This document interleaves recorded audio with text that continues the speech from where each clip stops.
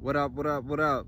Welcome back to another video. It's your boy Sun Soldier 6.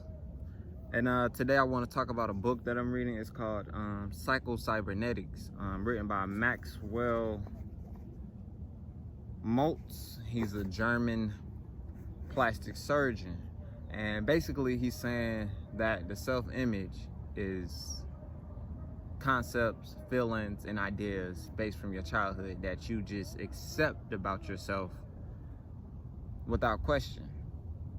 So he digs into it a little bit to get you to challenge some assumptions about yourself to hopefully live a more fulfilling life and be a more authentic you, the you want to be, the you want to be. You get what I'm saying? So yeah, let's get into it. Okay, so what I want everybody to do is just take a look at their life and think of it as a personal narrative. What is the story you are telling yourself? What is the self-image that you see? So for some people, they may say, I'm shy. Or for others, they may say, I'm not good at spelling, or I was never good at math. So they identify themselves with things in their life to justify the means of coming to that.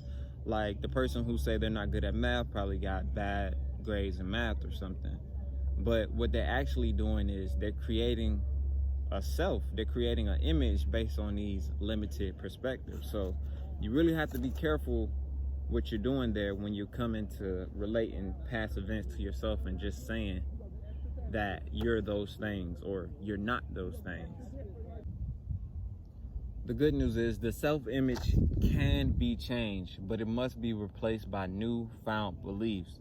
So like for people who say things like, oh, I can't spell, or I'm not a good speller, but they want to write a book, then you must convince yourself that you will be able to write a book, a great book at that, but you have to let go of these self-limited beliefs about yourself.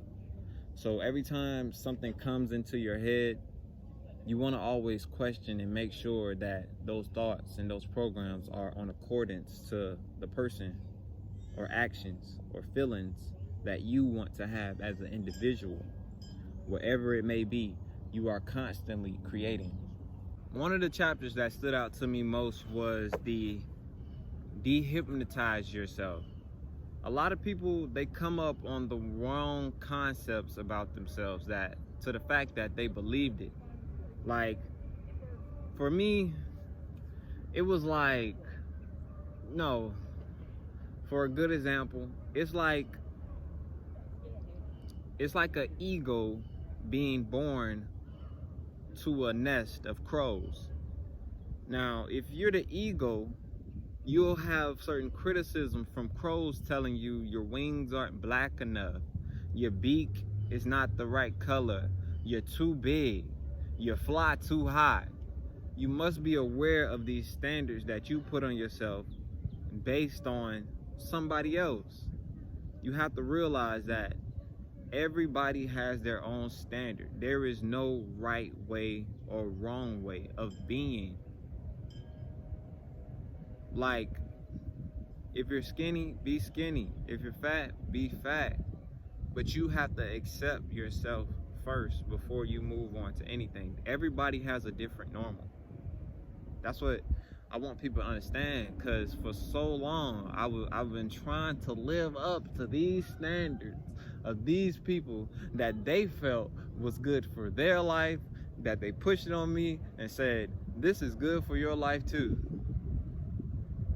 Your hair, and especially, I just want to say this, especially for people of color, black people. You know, don't let nobody come tell you like, oh, your skin too black or your hair's too curly. You know, what standard are we using here? You got to be careful of the standard that you're proposing towards yourself.